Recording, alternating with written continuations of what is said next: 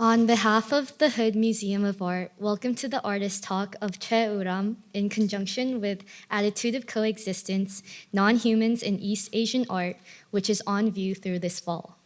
I'm Alice Kim, class of 2027, majoring in Asian Societies, Cultures, and Languages, modified with History. I am currently working as an East Asian art curation intern working with Haley Chang. At this time, I would like to ask everyone to turn off their cell phones or set them on silent mode. Please note the emergency exit to my left and those at the back of the auditorium. It is now my pleasure to invite to the podium Dr. John Stoneberg, Virginia Rice Kelsey, 1961, as Director of the Hood Museum of Art.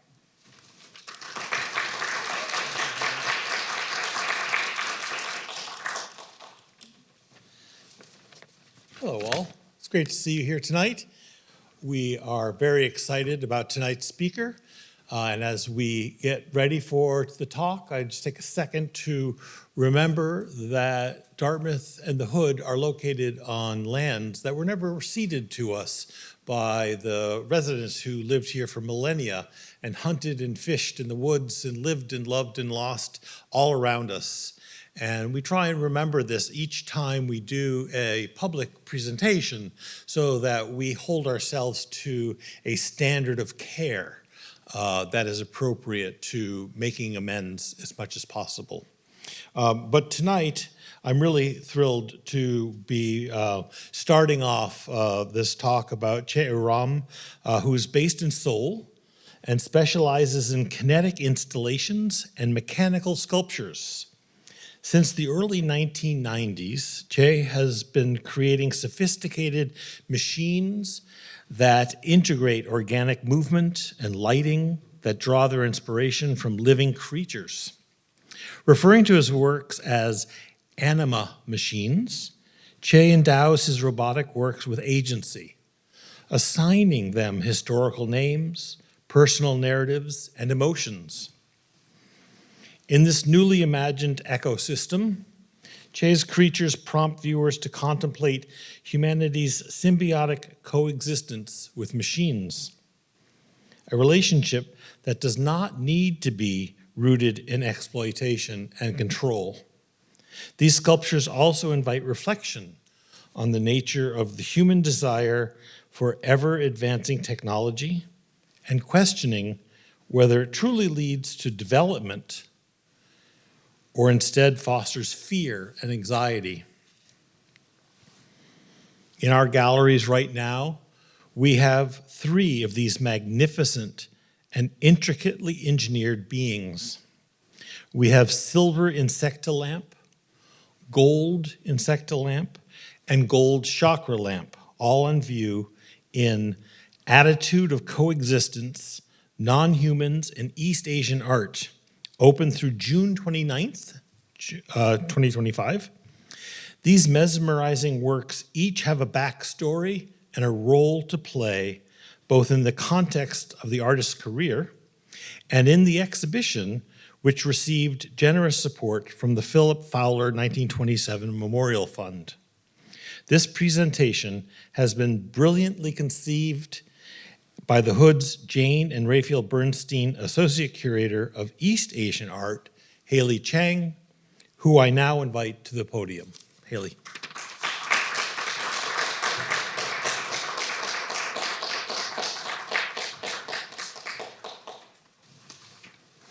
Thank you, John, for your kind introduction, and good afternoon, everyone. It is a great pleasure to welcome you all in this afternoon for the artist talk featuring Choe U-Ram.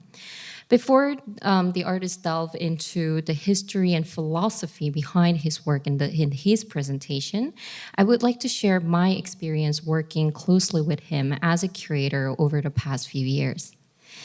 U-Ram is the first contemporary artist I have worked closely with since becoming a curator at the Hood Museum. In January 2024, as I began to envision the theme and contents of the Attitude of Coexistence, Non-Humans in East Asian Art exhibition, U-Ram immediately came into my mind. My initial interest in his work centered on the non-human robotic entities he creates and employs. I was particularly drawn to his innovative fusion of machine and art, and I felt that his approach, imbuing these mechanical forms with personality, history, and identity, would be a compelling fit for the exhibition's theme. Despite my abrupt email introduction and request for a meeting, U-Ram and his studio director, Young-hee, graciously welcomed me into their space. At first glance, his studio was unlike any other art space I have ever visited. It resembles more like a machine shop or automatic repair workshop, lined with drawers filled with various shapes of screws and nuts, areas designated for cutting and repairing parts, and a large open space for assembling machines. In every corner of his studio, then, I saw U-Ram's anima machine quietly breathing within the space. At the time, he was preparing for his upcoming exhibition in Japan, so many of the works were in continuous test runs.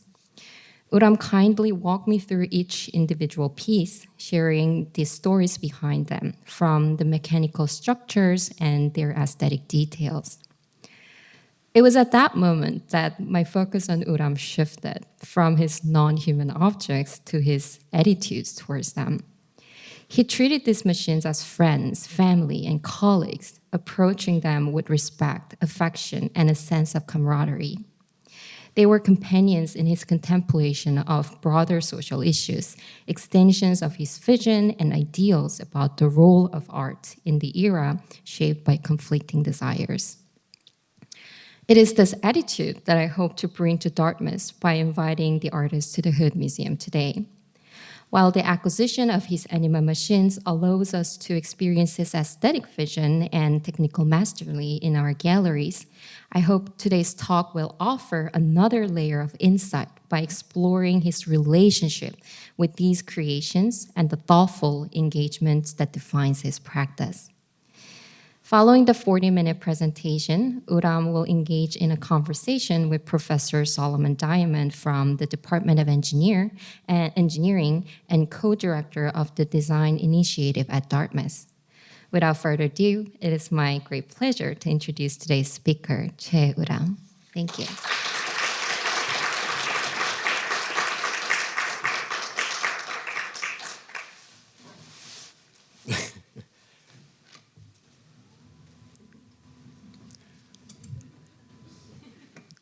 Nice.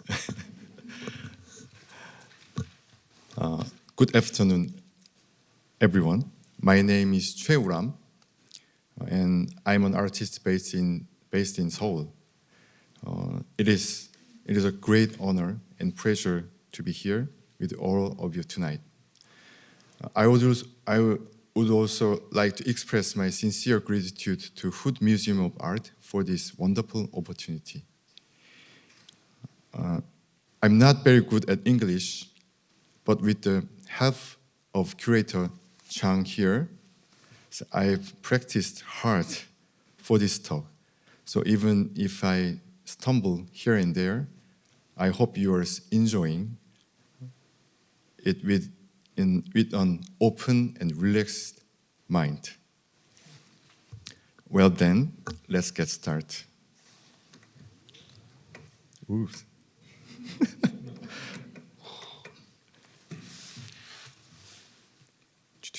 Okay.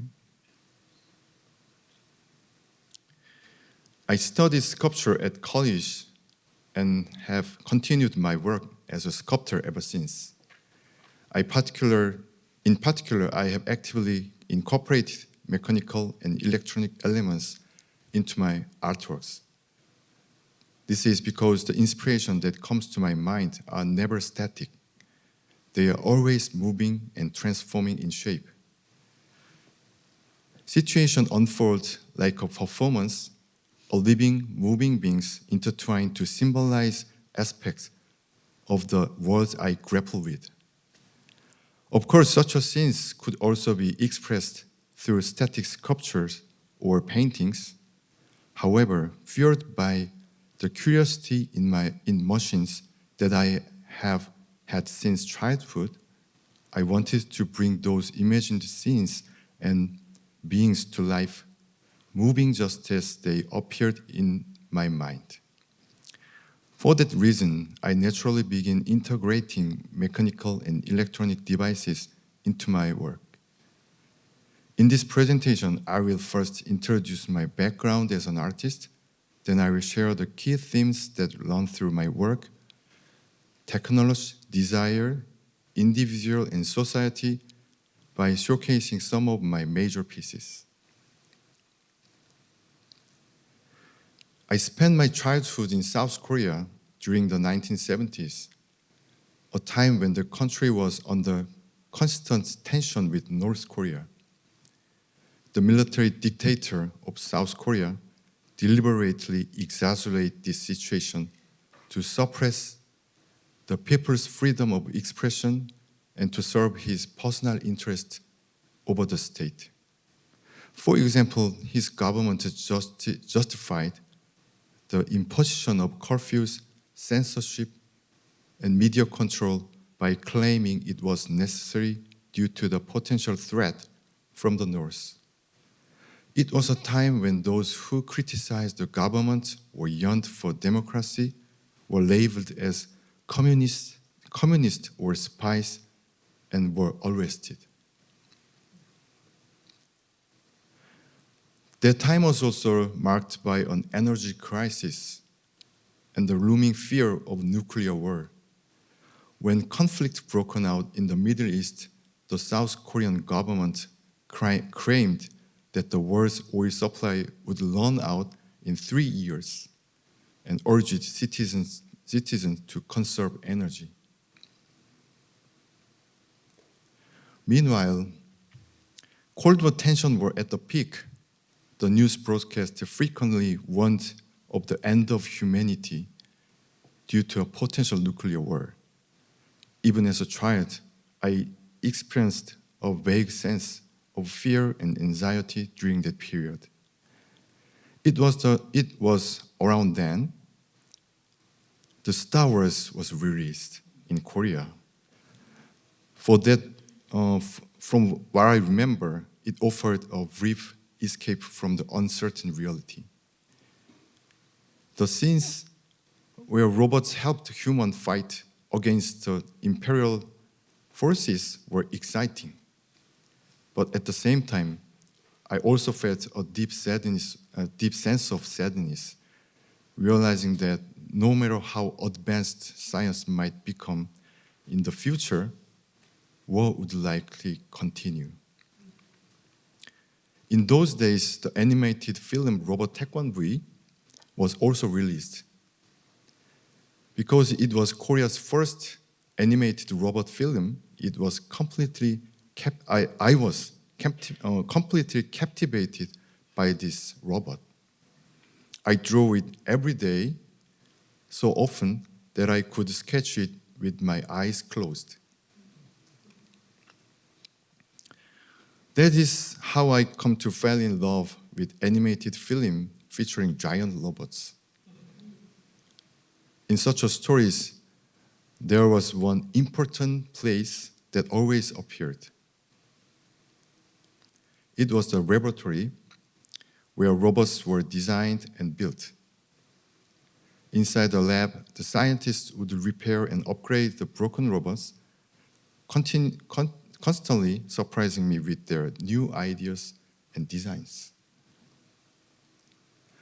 On the other hand, the protagonist who controlled the robots appeared cool on the outside, but in reality, they lived dangerous lives, constantly facing the threat of the death. I found the scientist in the laboratory to be far safer and more enjoyable than the protagonist. Naturally, my favorite hobby became drawing and creating robot blueprints. This painting is collaborative work with my father and me. I drew the robot when I was about 7 years old, and my father later added oil paints around my lines. This painting contains a familiar background that would later shape me into an artist who works centered on machines. The robot in this painting, like many other blueprints that I drew as a child, does not run on oil or coal. Instead, it generates energy by consuming the trees and soils from the mountain. The whale robot below has a digestive system that allows it to drink seawater and changing into energy, enabling it to move endlessly. Since I have always been a pacifist, the robot I draw were not weapons intended to fight villains. Their mission was to take my family and friends away from the dangerous world and bring them to a quiet and peaceful island. In this way, I spent my childhood with the dream of one day become a scientist who builds robots.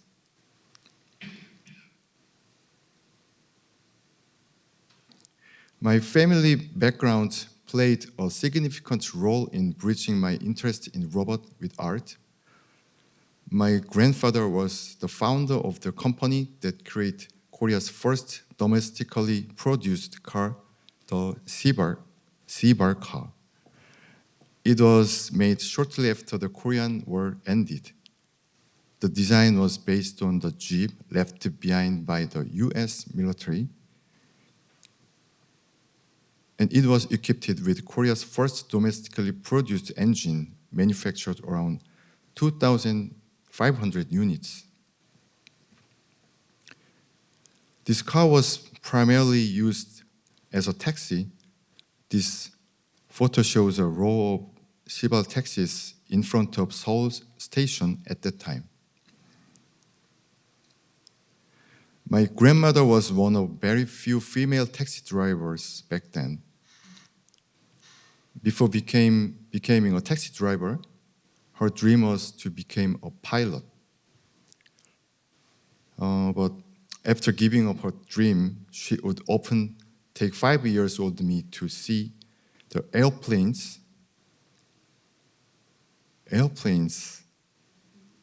left by the US military after the Korean War.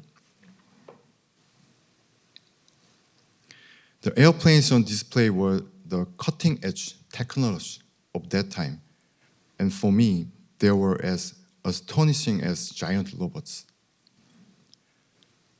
From young age, I grew up seeing such advanced machines with my grandmother and naturally developed a deep interest in machinery and technological civilization.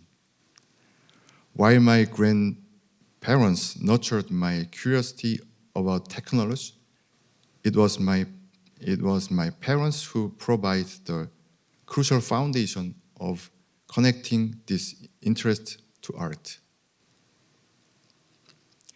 Both my mother and father majored in painting in college, and they painted as a hobby at home. I also grew up visiting the studios of my parents' artist friends.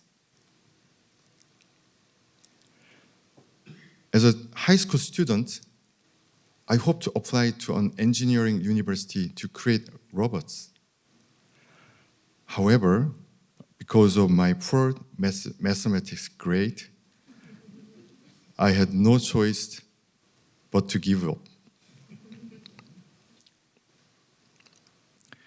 Around this time, a sculptor who was a friend of my father saw this work I had made during my high school art class and suggested I try sculpture instead. The advice led me to pursue a degree in art. Once I entered the sculpture department in college, I immersed myself in creating sculptures by carving woods, shaping stone, and welding metal.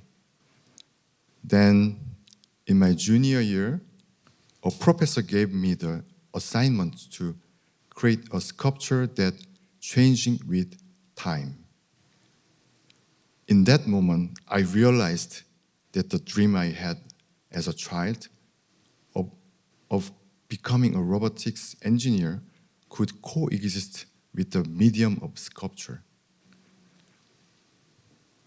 Of course, I could not study engineering at art school. However, I was fortunate to have access to Cheonggyecheon district in the heart of Seoul, where thousands of small one-person workshops and hardware stores were clustered together in narrow alleys. I visited that area almost every day, learning basic engineering skills and how to use machinery from experienced engineers in various fields. In my early days of working with machinery, my artworks often broken down by the end of the day due to my lack of skill and knowledge.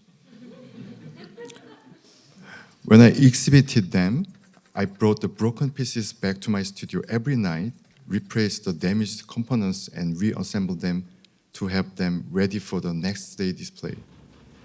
This cycle repeated daily. After completing my graduate studies, I held 2 solo exhibitions. During this period, I moved beyond using machines merely as tools of expression and began to explore machine civilization itself. For a long time, humans have created tools to overcome physical limitations. These objects, in some way, always reflect human intent. As new tools were created, this seems to generate new desire, endlessly amplifying them. At a certain point, I came to see machines not as invention for human happiness. Instead, it becomes the instruments through which human desire sought to detach itself from humanity. In response to this, I conceived the idea of creating machine-like life form that feeds off human desires. In the beginning, my work only involved adding movements to my artwork that resembled living creatures and assigning them scientific names. However, over time, I began incorporating more detailed biological settings and narratives.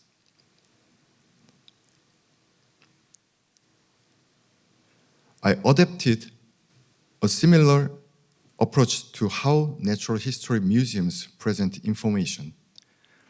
While we have never seen dinosaurs alive, we come to believe in their existence through museums where we are presented with explanation and displayed fossils. Similarly, alongside my artwork, I started exhibiting National Geographic style articles that described these creatures as living on the city or near the antennas of skyscrapers. Here I presented my works as if they were newly discovered species.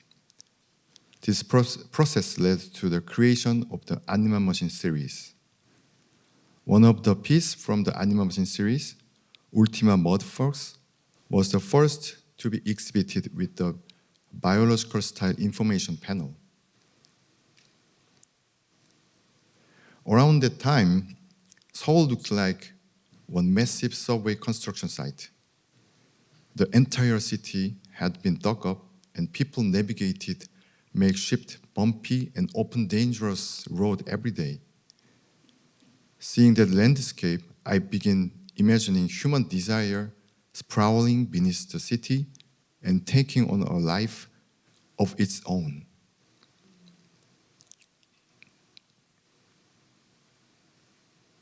This is a drawing of the conceptual drawing for that creature. Next to the sculpture, I displayed a fake photo of the creature supposedly captured by chance at the subway construction site in Seoul, along with a fictional article that described it in a realistic, scientific tone. The piece envisions a life form that swims through the mud underground, feeding on the electromagnetic waves from the countless cables buried beneath the city. The early concept of insectile lamp, currently displayed at the hood, began during a period right after I finished graduate school. It was a time when I was struggling between making a living and continuing my artwork. Works like Lighting Bug and Lumina Burger were part of the early lamp series. Create the hope that my anima machine might one day be adopted into someone's home. The vision of insectile lamp on display at Hood was recreated in 2020, a decade after the original series began. At the point when my working environment had become much more stable. Revisiting the memories from 10 years earlier, I aimed to create a new anima machine, one that emits a small, warm light, mimicking the beauty of insects and plants evolved over hundreds of millions of years. Though it is the smallest sculpture I have ever made, it is also one of the most technically challenging pieces. As we have looked at small and glowing pieces, let me move on to a large and radiant one. This is URC1, a piece inspired by a visit to the Hyundai Motors R&D Center. There I learned that over 200 test vehicles are manufactured before each new model goes into mass production. And all of them are dismantled at the facility on-site scrap yard after testing. Cars awaiting destruction were not only vehicles damaged from crash tests, but also ones that looked completely new. The floor was slicked with oil leaking from the cars. As cranes lifted out engines and parts were stripped away one by one. This process reminded me of a slaughterhouse. I felt a strange sense of guilt from those cars, born into the world only to be dismantled without ever having the chance to venture out into it. With the cooperation of Hyundai Motors, I was able to collect over 300 headlights that were about to be destroyed. Using those lights, I created a new star and staged a short play about creation and extinction through light. You may have noticed that my work, like URC1, incorporates many elements of electronic engineering. In 1998, I began working as a designer at a small electronic company where I created instruction manual for children's electronic kits. Through this experience, I was naturally introduced to the basic principle of electronic engineering. That was when I realized if I want my artwork to feel alive, I had to incorporate electronic technology into them. Fortunately, during my time at the company, I met an electronic engineer, Tae-Yoon Park, and we began a collaboration that has continued for over 20 years.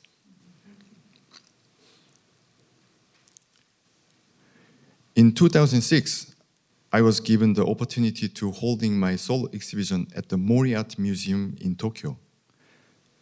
To begin planning the exhibition, I visited the museum, which is located at the top of a skyscraper in the heart of the city. From there, I could see the vast expanse of cityscape stretching all the way to the horizon. Until then, the creatures in my work had always been small life form dwelling within the city. But stand there, I felt something shift. The city itself appeared to me as an enormous artificial organism on that have evolved over a long period of time, woven together by countless human desires. Based on this inspiration, I created the Urbanus series for my exhibition. The works imagine an ecosystem where large female entities inhabiting high-rise buildings absorb energy from the city and distribute it to smaller surrounding male creatures. I developed a narrative based on this fictional ecosystem and programmed the entities, females, males, and larvae, to interact with each other in a dynamic and responsive system. I also aimed to depict how these machine life forms would exist within human cities. For example, Econavigo, I created in 2004, was made during the time when mobile phones were rapidly spreading across South Korea. It was when everyone began to be constantly online. This was also when we first started feeling a sense of isolation when going out without a mobile phone. Inspired by that feeling, I created a fictional life form that feed on the signal emitted by base station antennas that began to appear on nearly every building. Another exploration,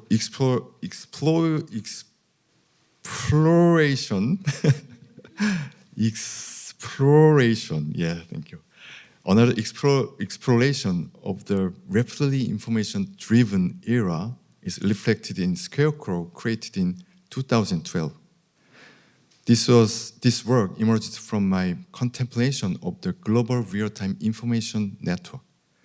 At the time, I felt that the flow of information through the internet was taking over the role over God in religion. People now seem to make their wishes not to religion, but to the internet, drifting in the endless sea of information. To embody this invisible power made up of information, I created a hollow-winged scarecrow figure. The wings and exterior were made from black wire, while a strong light was placed inside, allowing its shadow to fill the space. As the wings moved, the entire body would sway unsteadily. This work reflects the sense of uncertainty I felt at the time about the potential direction of the global network, whether it would become an angel or a demon for us. Now, with the advent of AI, I found myself wondering if this piece might have been a premonition of the omnipotent collective intelligence that we are facing now. Back then, I never imagined that the era of AI would arrive so quickly.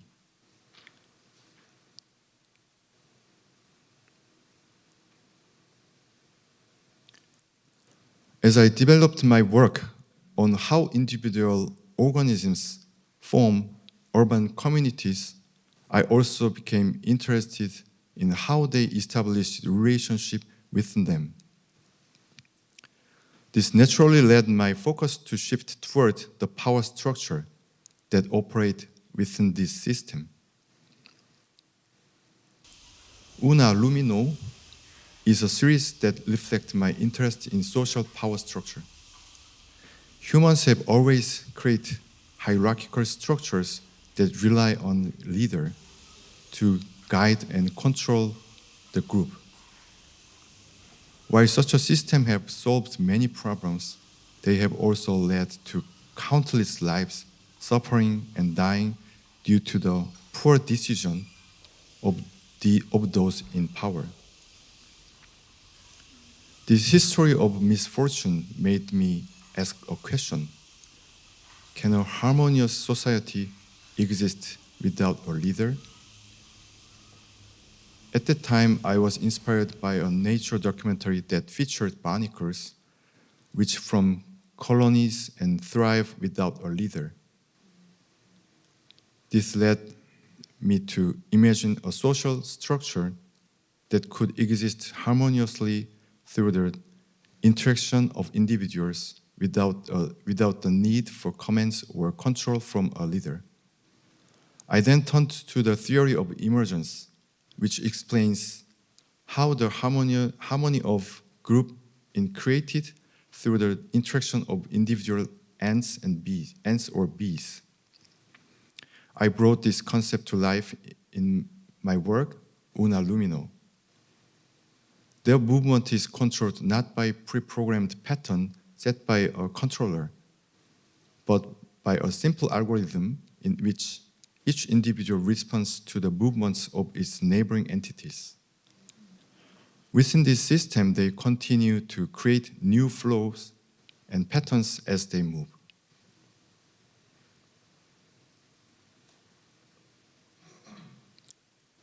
In the similar context, Ouroboros tells the story of cyclical structure between the people and their leader in the repeating history of humankind. We constantly elect new leader, suffering under these leaders, and witness destruction of our societies. But the crowd inevitably creates a new leader once again. Witnessing this unchanging repetition, I was reminded of the serpent Ouroboros from Greek mythology, the snake that eats its own tail. The snake's skull, covered in gold to symbolize power, keeps eating its own body in a continuous rotation. Its many scales represent the people spreading wide and reaching their peak, only to be consumed once again, perpetuating the cycle. The social structure and power and desire within it has been a continuing theme in my recent works. 10 years after creating Ouroboros, I had opportunity to hold a solo exhibition at the National Museum of Modern and Contemporary Art in Seoul in 2022. One of the work featured in this show was Round Table. I first conceived this work in 2014. That April, South Korea was shaken by the tragic sinking of a ferry carrying high school students on a field trip. Even at the moment when the fates of over 250 young lives remained uncertain, the puppet president and her government seemed more focused on evading responsibility than on conducting a timely rescue. I helplessly watched as they sabotaged the community's trust and integrity to preserve their own power. This tragedy brought to mind a haunting image, headless bodies fighting to possess the one and only head, driven by pure greed. However, at the time, I lacked the technical means to realize this piece, so I left it as a small sketch. In 2022, while preparing for my solo exhibition at the National Museum of Modern and Contemporary Art, I rediscovered that sketch. Considering that Korea's political situation had not improved in the slightest since 2014, I felt compelled to finally bring that idea to life. I would like to explain Round Table in more technical detail. The initial sketch featured three-headed straw figure. However, as the diameter of round table was expanded to 15 feet to suit the exhibition space, the number of scale figures increased to 18, each measured to the size of an actual human.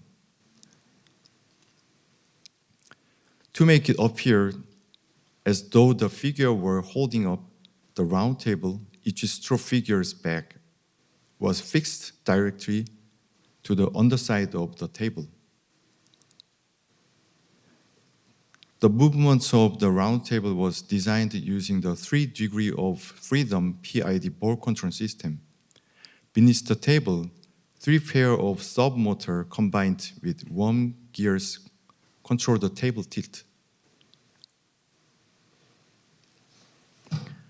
The position of head on top of table, it tracked in real time using vision system mounted on the ceiling, on the gallery ceiling. A computer receives the information and adjusts the 3 motor units individually to keep the head balanced and continuously moving across the surface of the table. This is a scene testing the prototype of scale figure, straw figure.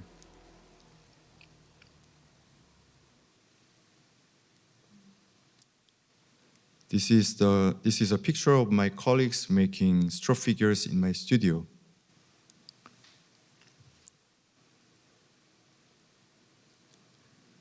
This is the process of making round table. It was round table.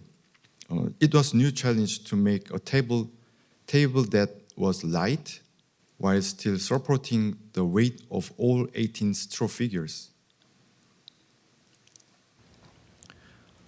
In the beginning, I attempted to control the movement just enough to keep the head from falling off the table.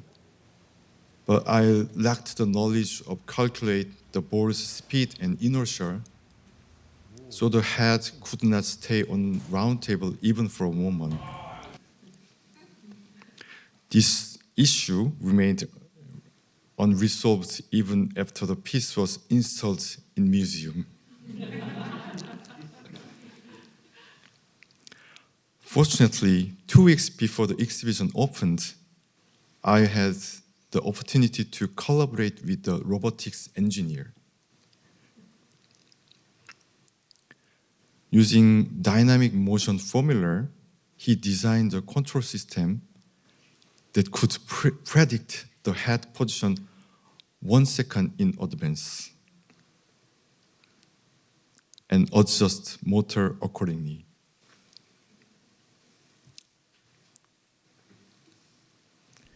Thanks to this collaboration, the piece was finally completed the day before the opening. However, due to the uneven surface of the head, it would sometimes roll up the table and fall to the floor, causing the figures to stop moving entirely.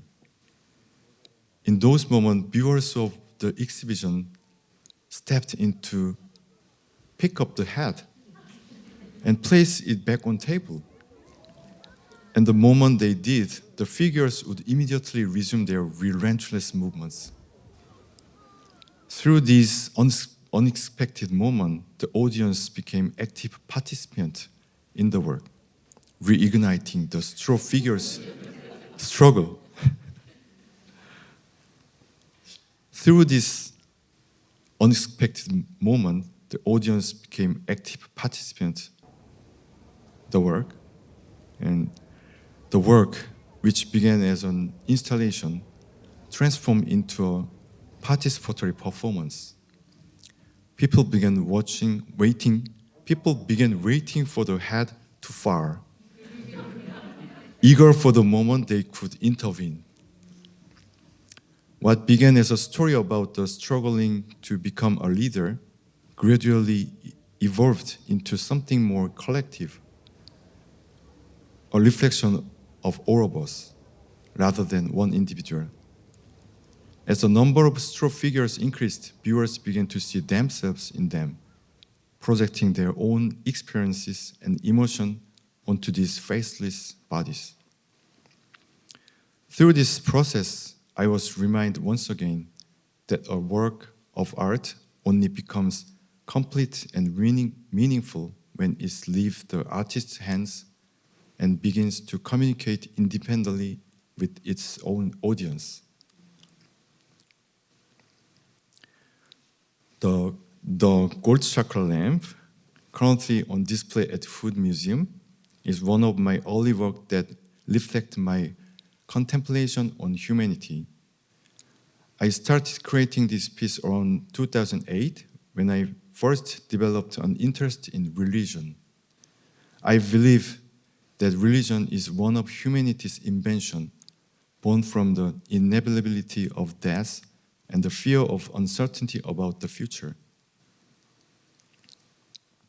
Among various religious philosophies, I found resonance with Siddhartha's early scriptures, which aligned with my own value. I saw this philosophy reflected in the Tibetan Buddhist ritual of creating sand mandalas. This ritual, which symbolizes the essence of our lives, involves monks carefully creating beautiful mandalas from sand over several weeks, only to sweep them away immediately upon completion and send them down the river. I wanted to reinterpret this ceremony in my own way. The piece I created in 2008, titled Chakra 2552, is a result of that vision. This work was designed based on the Buddhist concept of dependent origination, which asserts that all beings exist in connection with each other. I created a complex system where numerous interconnected parts revolve around a single motor. Through this, I sought to metaphorically explore the essence of creation and destruction. Five years after creating Chakra 2552, I developed a chakra lamp, which is currently exhibited at the Food Museum. With the hope that this work would lead the audience to enlightenment, I fully applied my improved design and technical skill to this piece, adding all of elements I had felt were missing when I created Chakra 2552 back in 2008.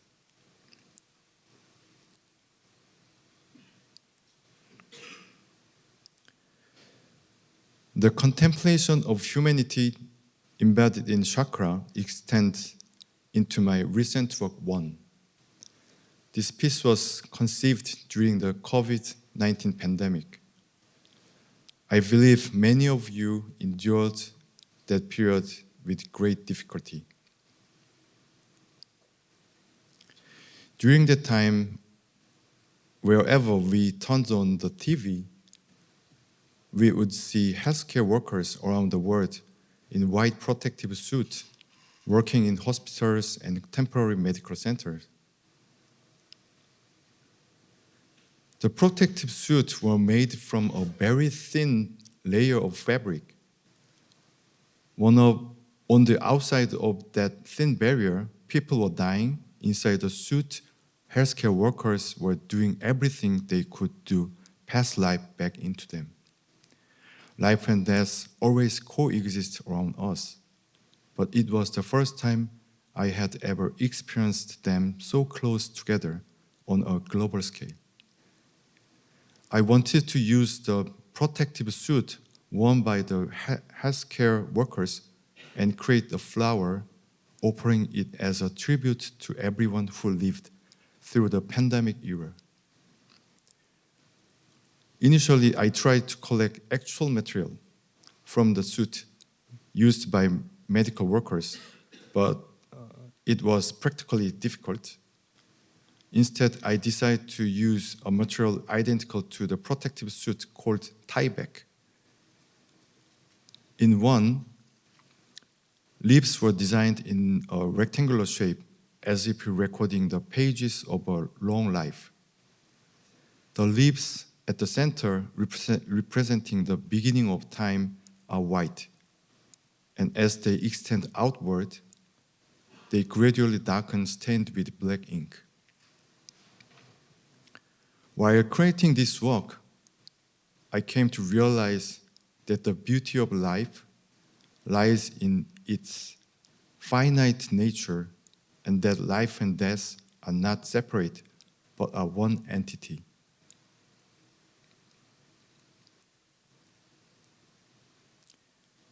My reflections on humanity as a community of shared fate, shaped by my experiences during the pandemic, were also expressed in my recent work, Little Ark.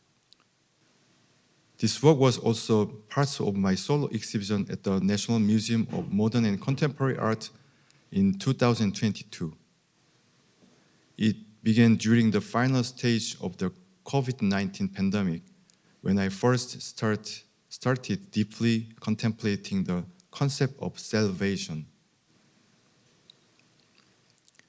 Before the pandemic, we believed that scientific advancement, social systems, and medical infrastructure human had built would protect us from the kind of epidemic-related fear experienced in the medieval era. However, the tiny microorganism that stopped the entire world made us realize just how easily our civilization could be shaken. Experiencing the COVID-19 pandemic, I naturally began to think of image of ark. This ark, however, was not a clear vessel of salvation. It was uncertain, heading somewhere, but without a defined direction. It could not even decide who to carry, symbolized the ambiguity of salvation. This piece arose from the question, what should we carry with us? What should we leave behind? In this limited structure of the ark, where not everyone can be accommodated, the theme of selection and exclusion, discrimination and struggle emerged. It felt like a microcosm of the society we live in today. This arc, born from such a reflection, operates according to a 30-minute scenario. The numerous wings represent individual lives, and their motions symbolize the continuous rhythm of societal conflict and harmony. At the center of the arc stands a lighthouse symbolizing what we believe in and rely upon. However, the lighthouse is not absolute. It rebels and drifts with the arc. Through this arc, I hope to represent the recurring cycle of conflict and healing within the structures of the individual and society. One day, I really hope to show this piece in United States.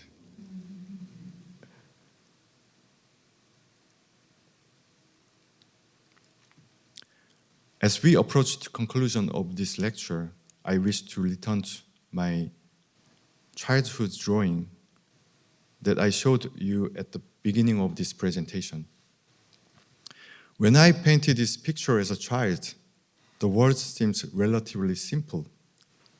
Good and evil were clearly distinguished. Right was always aligned with righteousness, and evil was something that had to be overcome.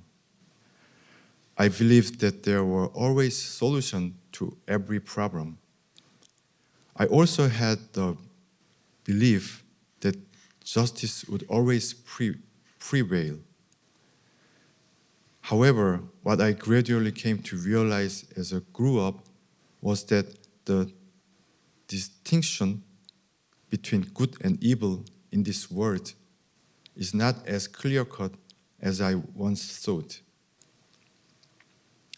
I came, I came face to face with the uncomfortable truth that despite my good intention, my everyday choices and action might be built upon the suffering or exploitation of others.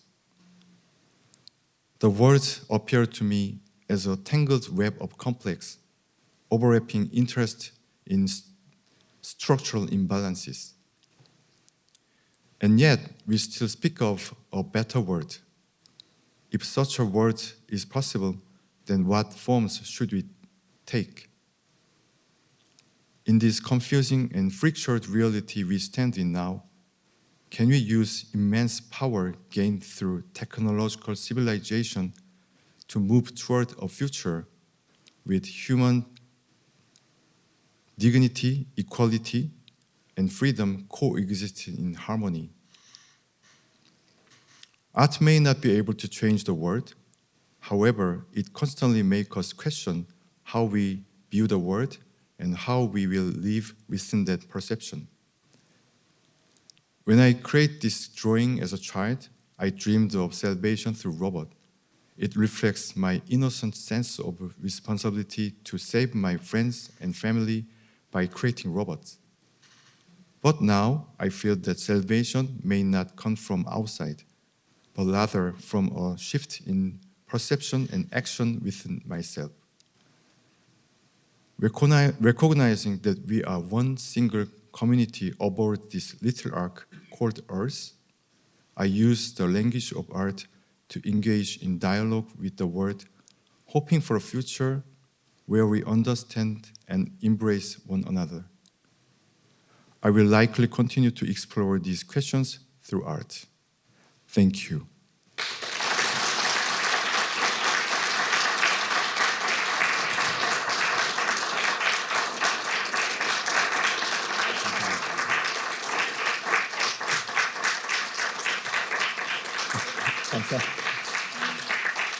Thank you very much.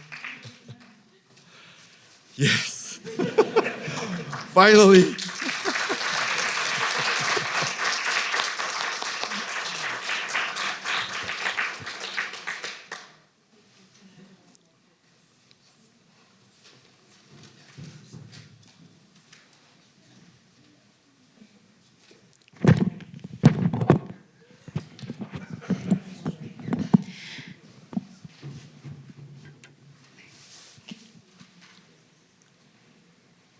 되고 있어요.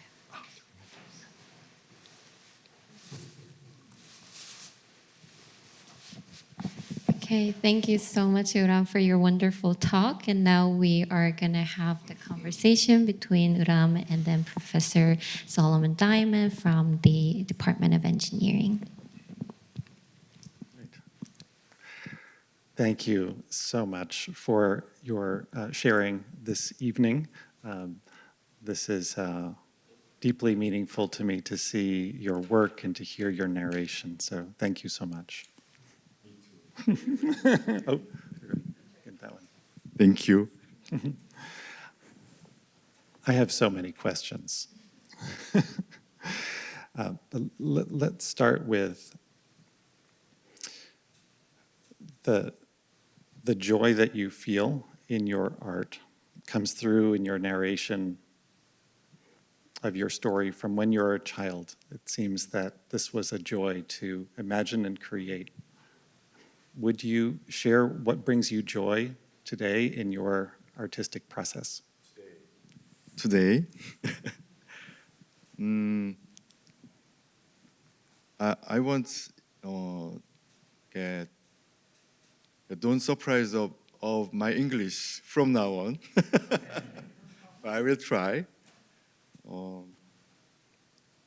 I do everything more experience many other things to do, and so I'm trying to get pilot license and diving or reading book and traveling with my director and read a book. I do everything, yeah, same like everyone. And I love to watching Netflix. And these days I watch it Black Mirror, the new series. Wow, it's great. Yeah, and one another one is the Korea's political situation is crazy now, and it make me sometimes exciting and angry and exciting, and yeah, we are very important point in changing history of in Korea now. So yeah, all the situations I trying to enjoying and surfing on the time, and everything happens right now. Thank you. So you just made a very long trip to come here to visit us Yeah. in Hanover, New Hampshire, all the way from Seoul, Korea.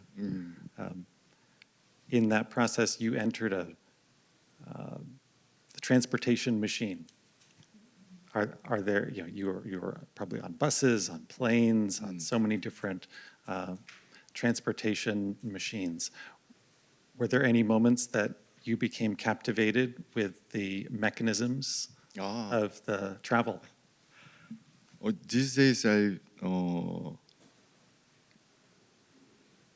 the SpaceX, I so much surprised that the huge tank is down and like this hook, and yeah, I fascinated. They really do this.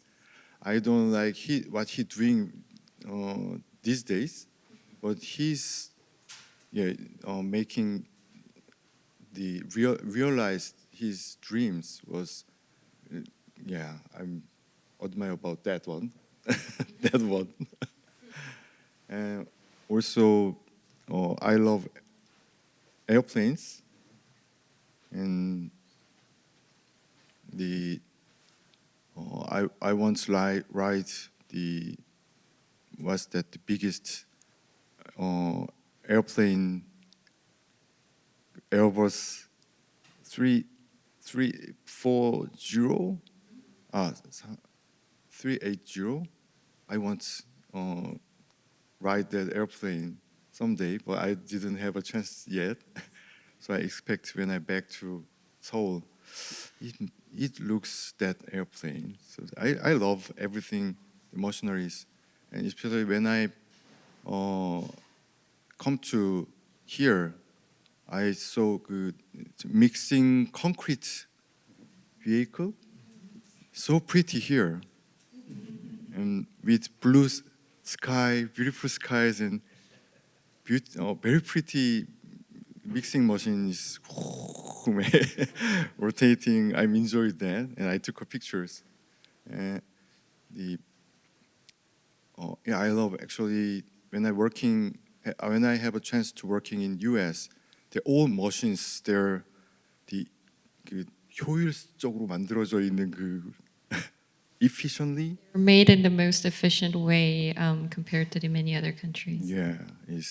I'm fascinating that things. And also I like the Pakistan. Actually my first the presentation have some more pictures about Pakistan, their industry. So you might found in YouTube, if you're finding that ones, is they living same time, 2025 May, but their life is is different from us. I feel the future is not comes to everyone at same time. They all their difference. So when they're making the car in Pakistan, they still using like my grandfather's skill to make taxis in that era. They using same way. Still they using same way. So that the 그런 차이 그런 So there's kind of like the differences approach to the technology and then how they apply in the everyday life has been integrated. Yeah. 그러니까 같은 시간대에 서로 다른 어떤 시간 안에 살고 있음을 그런 기술들의 다름으로 느낄 때 굉장히 뭔가 아이디어가 막 샘솟는 것 같아요. 예. So it really inspires me to see that even though we're living in the same time period, there are a different the 다른 세계 속에서 네, 다른 같은 시간에 다른 세계 안에서 in the 이루어지는 same time, but then a different world of approach to the technology. Thank you. 예. Let's go deeper. Next question. You speak about and show in your work machines that are inspired by life, and we are living in our society with machines, surrounded by machines. What do you see as the relationship between life and machines? 그러니까 기계와 생명의 삶의 차이점, 아니요 차이점 말고 relationship 관계. 관계. 네, 기계와 기계와 삶의 관계. 삶의 관계.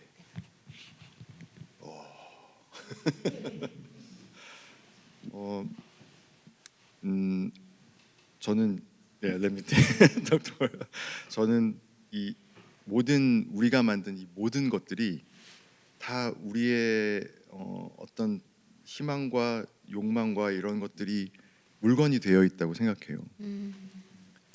I feel that everything that we have been created are the objectification or the extension of our desire and hope. 그래서 그런 모든 물건이 갖고 있는 에너지들이 에너지를 느낄 때 가장 재밌는 것 같아요. 제가 하는 일들이. So when I feel the energies from those entire objects, those any kind of objects, and when I feel those energies, that's something that most intrigues me. 그래서 이게 힘드네요. 그런 에너지를 느낄 때 이게 되게 yes, very hard because my step is broke here. 질문이 뭐였죠? 삶과 기술의 관계. 아, 네. 네. 그거를 그러니까 거의 하나라고 생각해요. 그리고 기술이 그 두 개를 분리할 수 없고 그 사람과 우리가 만든 기술이 우리가 따로 띄려고 하지만 사실 그거는 하나의 덩어리이기 때문에 분리할 수 없는 관계라고 일단 생각하고요. So we often think that the machines and machines and humanities are the separate two entities because we are creating it, we are using it. But then U-Ram thinks that these are actually the one entity because the machine creatures are the extension of the human desire.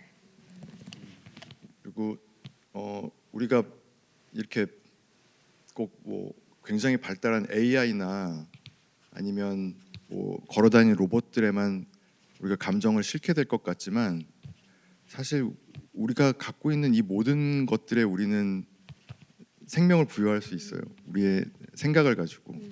So although we often think that we would emotionally attach to those kind of the AIs or the robots in our daily lives, but it's actually the everyday objects that any kind of object can be the target of our affection, and we can grow affection to anything. 그래서 뭐 예를 들면 내가 이제 자동차를 폐차할 때 그거에 그 아이와 제가 보냈던 그 시간들을 우리가 기억하면서 걔를 세차해주고 거기다 편지를 써주고 이랬던 기억이 있어요. So even when I was kind of like letting my cars away, like kind of like putting it in the like moving on to the next car, when I throw my old car, I usually just wash it very clean and then even write a letter because he feels a little a sense of sadness when he let this machine away. Yes. So from the material world to the dream world. When you are deep immersed in your work, when you are actively designing and building your pieces, do you dream at night? What do you dream about? Mostly I dream in the morning. Yeah. 눈을 딱 떴을 때 뭐가 푹 지나갈 때가 있어요. 그럼 그거를 막 졸린데 이렇게 그래서 항상 메모지를 여기다 두고 자고 이렇게 그게 뭐든 이렇게 기억나는 걸 끄적끄적 막 해놓고 있어요. There's often times when those kind of flashing images are passing right in front of my eyes when I just wake up. So many times I put them in small like notes like besides me so that I could like record those right at the moment. 그래서 이런 뭐 사회적인 문제가 있을 때 새로운 작품을 구상하기 위해서 일부러 방에서 눈을 감고 아무런 그 외부의 감각을 다 못 끊고 그냥 누워서 잠드는 순간과 깨어 있는 그 사이에 저를 두려고 굉장히 노력을 많이 해요. So I often inspired by the social like issues when there's social issues and large problems, and that often connects to my new projects. And in around that time, I intentionally just lock myself, put myself in a room, and then without any kind of intervention from the exterior like lights or anything, and try to put him in between those moments that he's awakened and sleeping. Most of time I'm slept, so I keep trying to not sleep, find sleep. I feel that moment, my brain's mixing and making something images inside of my brain. So I'm trying to remember that and write down some notes. So I have lots of notes about, and then next day, I don't know what it is. So I'm trying to understand what I draw. Like the kind of round table sketches, I hope you remember. That one's similar that things. I'm thinking about that tragedy and about the puppet presidents. And when I'm thinking about that, and when I'm making that moment, I keep drawing and keep that sketches. Thank you. Yeah, everyone can do that. Not only me.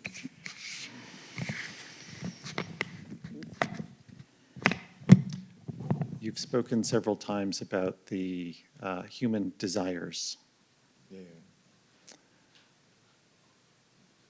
What human desires do you see as the most important in motivating your work? What?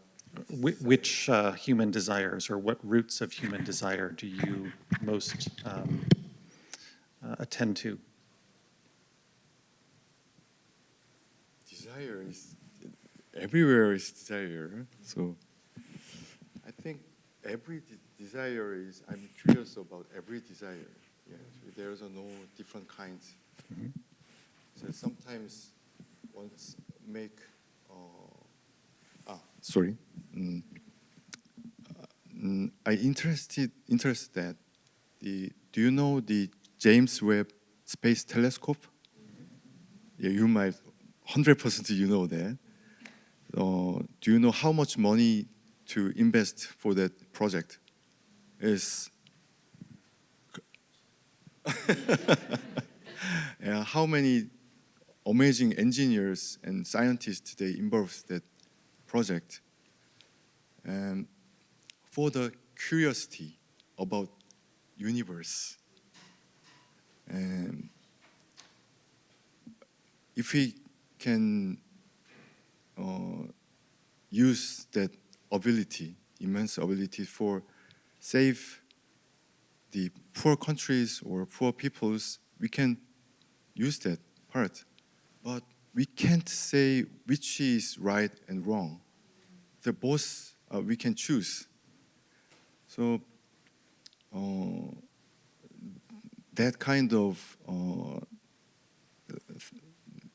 contemplation, yeah, make me thinking about another, make a new inspiration. Yeah. Yes. Easy question, please. Easy question. Okay, easy question. There we go. Not to go into deep. Okay. Easy question. Have you ever been injured while working on one of your pieces? Injured by. Injured, have you been cut or hurt? Yeah, of course. Many times. The interesting thing is the chakra length, chakra, old one, the 2552 is old version of chakra. One day, when I was a little bit drunk, and then there's the point is, they comes and meeting center. And I'm enjoying my work. Sometimes I'm enjoying my work, and I want to touch that moment. And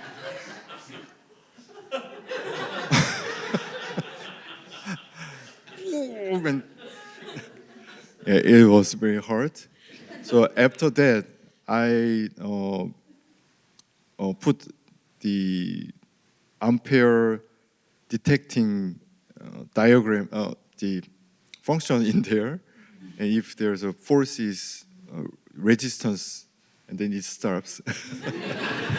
Just give you one note as a curator who purchased that exact work that is on our curatorial note, and I shared it with our team that if anyone wants to put the finger in there, please stop them.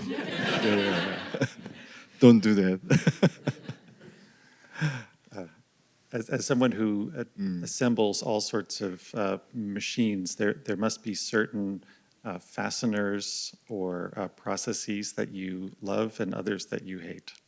Would you share about one of your favorite, favorite detail fasteners, and maybe one that you don't like so much?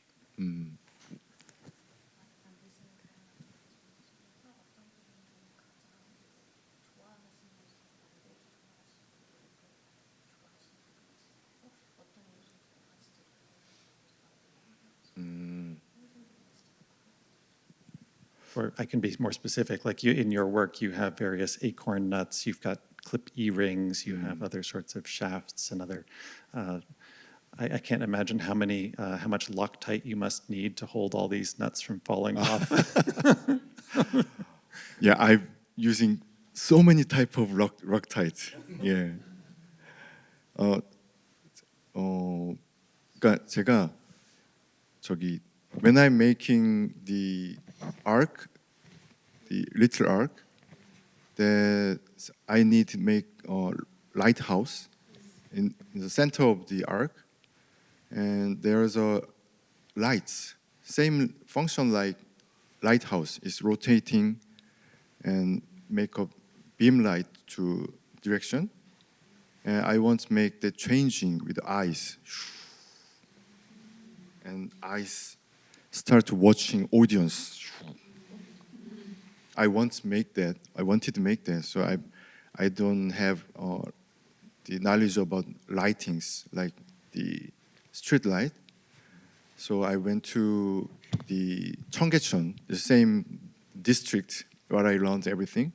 There's many professional lighting shops in there. So I'm showing my sketches, and I want to make this. There's a short distance because that light have to turn, so there's many limitations in there. So I asked them, the boss who worked in more than 15 years, but he said, I never been seen this. Impossible to make this one. So you don't need to waste your time around this area. Everyone will say same thing to you. In that word, make me race and my hormones, and Okay. He never been seen in 15 years his career like these things. I will do that. So yeah, that kind of the limitations pushing me to enjoying the making the mechanisms and yeah, the things. So I found the frontal lenses, and yeah, I did that. I did. Sorry to interrupt. I think we have about like 10 minutes to take the questions from the audiences, and I think we can all like respond. Like, yeah. Yeah, so we If you can guys take have any questions, please ask. Please raise your hand. Yes, please. I was wondering if your work has gotten more elaborate as microcontrollers have gotten better, if you've been able to implement more of your vision because of the advancement in that space. Microcontrollers, so the, Microcontroller. yes, Yeah. yes. I can't translate it. She's not in I this can't. world. I'm our history major. 기술이 발달했는데 그게 이제 일을 하시면서 어떤 더 다른 것을 가능하게 하시거나 뭐 이렇게 가능성 확장이 되는 Yeah, you saw the Taeun Park, the engineer who working within more than 20 years. I feel very sorry to him because he is only one engineer. He doesn't have fellows or senior or so anyone. He can solve every problem what I wanted. So he studying almost in 20 years, new CPU board, new CPU, new program. So, but he have a friend recently. He met ChatGPT, and he discussing about new project with ChatGPT. So it's good. And most of time, Taeyeon and me struggling with the make silence work. So, because my first solo exhibition, when I having a 1998, the curator after finished the show, the curator have some problems in his ear and brains because every day in the morning to till the end of the show,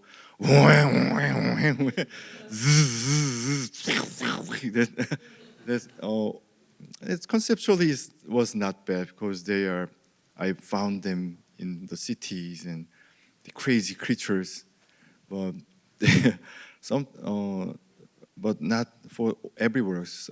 Like that pieces in Hood Museum, I want more 명상, meditation feeling with the movements. 근데 거기서 막 와우 소리 나면 So it would have been weird to have the sound in that meditative object. it break everything. So when I designing work, I calculate the power and then 더한 세 배쯤 강한 모터를 쓰고 예. So I use like a 3 times stronger motor than the power that's needs for the operation, so that intentionally reduce the sound. Yeah, reduce the speed of motor and less noise. And sometimes when I choose motors, I'm hearing their sounds first, and it is good for the old work or not. Yeah. And when I'm using stepper motor, do you know about stepper motor? It's most common, quite cheap and long life motor. And it's usually it makes noise like naturally it makes noise with the frequency of the electricity. Then, but the Taeyeon they found quite good driver for driving that motor. so it makes almost less no noise in that. And yeah, I'm more quite I'm playing with that. Yeah, many new technologies. Okay, any other question? I see some hands. These days, the robotics engineer contact me. So I have this engineering technique, and if you want to use this for your project, and yeah, I'm so brave now. So the next question. Yeah, I was curious for the very like organic parts like used on the lamps upstairs. How do you draft those, and how do you produce those? So what software do you use? I use. What is your fabrication? How do you cut them? So I'm using Inventor, made from AutoCAD, Autodesk. Sorry, Autodesk.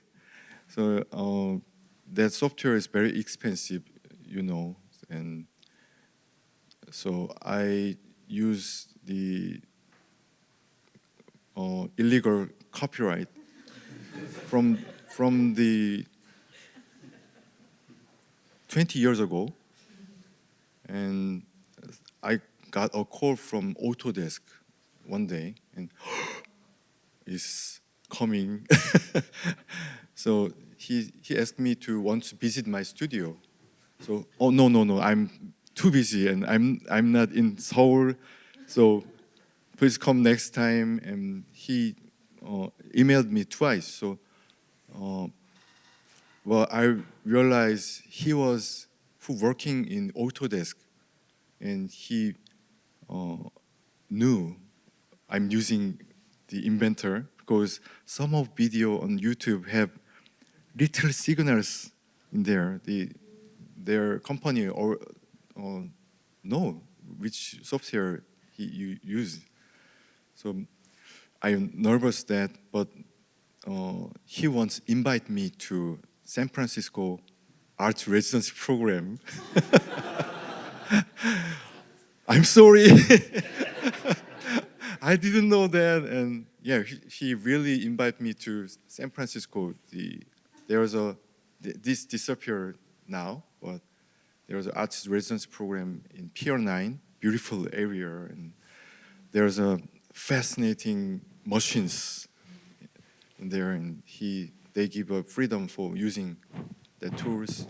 And I got that experience, and he gave me free software to me.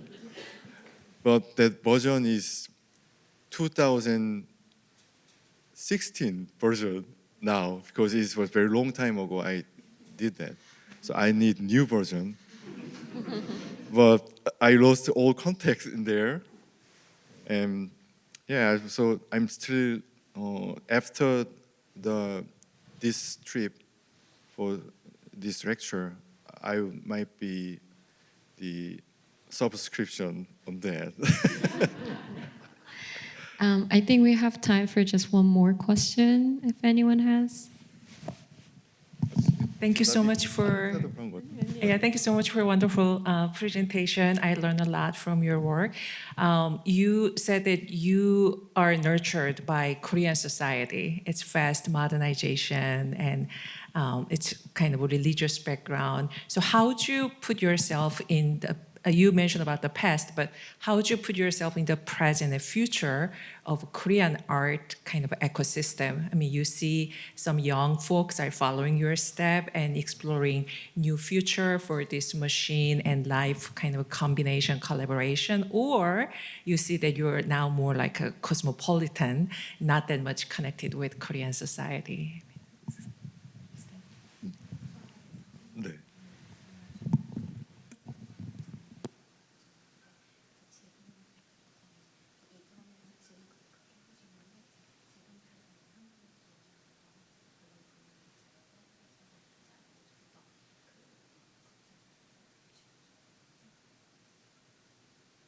You asked me about Korea's art scenes. I don't know. I'm sorry. I'm almost time spending time in my studio and I'm really fascinated by this trip. So it's been 15 years. I came to United States, and so yeah, I don't have that much knowledge. But when I went to the lecture in Korean art school, quite many students start using the electronic things and machineries, and some of them they said start art because of my work. So thank you very much. So Yeah. I said it was the last question, but I saw there's one hand from a student back there. Is it okay if we take one more question from a student? Because we really want to hear the voice of the students. Thank you. Thank you so much. I am someone who builds with electronics and art. And something I wonder about is how much to show the insides and how things work, and how much to sort of make it magical and concealed. And I see both in your art. I'm wondering, when is the time to hide the way things work, and when is the time to have the way things work be the art? Oh, good question.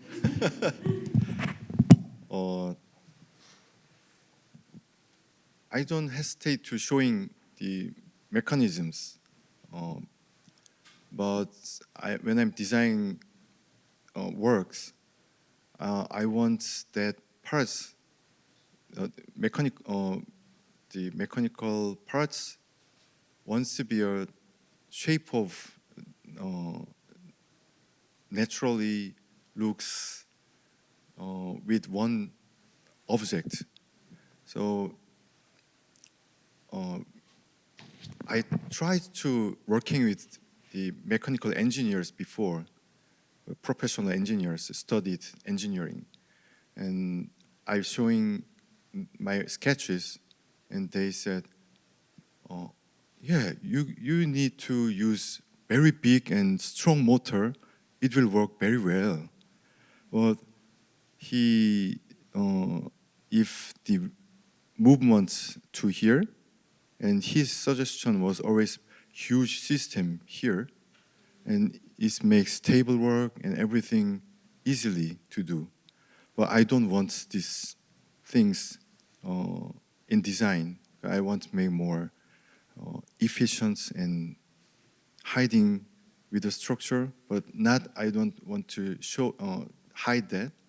So it mixed with that, and so it depends the work, and when I deciding that mechanisms. So recently I start to hiding with a black color, the like this chakra piece in here. I want more fascinated the mechanical system and gears and links, bearings. I want to show everything with the work. But these days, I'm not very much showing the old parts. So not hiding, but just painting with the black and hiding by the shadow and more focusing on their movements and stories and shape. So it's a little bit changing now. I'm using the cardboard boxes, and I never polishing the stainless steel again. Yeah, it's slowly changing. Yeah. So with that note, I would like to conclude today's event. If you guys are interested, you can see all of U-Ram's work that is acquired by the Hood Museum of Art on the second floor of this museum. The museum opens until 8, so you have plenty of time to enjoy U-Ram's work. And thank you so much for joining today, and thank you U-Ram, and thank you Sol for today's event. Thank you. Thank you very much. Thank you.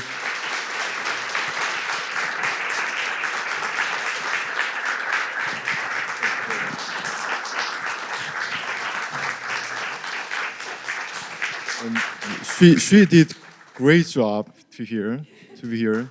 And I really truly thank you to Curator Zhang. Yeah, you're touching me a lot in preparing this presentation. We, the time is different from Korea and here. So I already, she wake up in the midnight and she starts working with the. didn't sleep for like 5 days. Like he was also woke up in like 2 a.m. in Korea, so it was a collaborative work. But I didn't really expect that he was this much practice. You know, the language barrier is a thing, but then he could like really courageously challenge, like force that challenge, face that challenge, and then like push his ability to give a full English presentation in here. I just want to thank U-Ram for all of his efforts and time that he put into this presentation. Thank you. Thank you.